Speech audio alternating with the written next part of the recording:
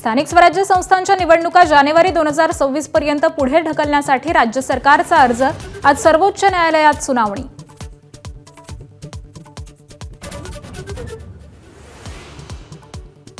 लाडकी बहीण योजनेसह इतर लोकप्रिय योजनांमुळे राज्यावरील कर्ज वाढल्याचं उघड। वर्षाअखेर कर्जाचा बोजा 9 लाख कोटींपर्यंत जाण्याचा अंदाज।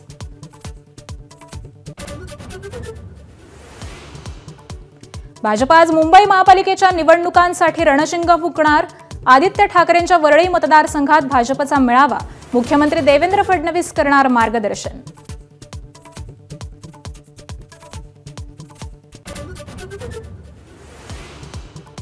ओबीसी मंत्रिमंडळ उपसमितीची आज बैठक। हैदराबाद गॅझेटची अंमलबजावणी आणि ओबीसी समाजातील नाराजीवर चर्चा होणार।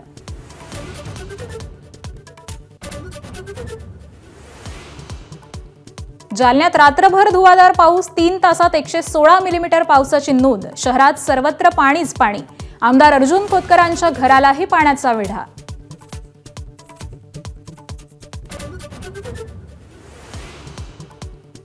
मराठवाड्याला अतिवृष्टीचा फटका। 15 लाख हेक्टरवरील पिकांचा चिखल।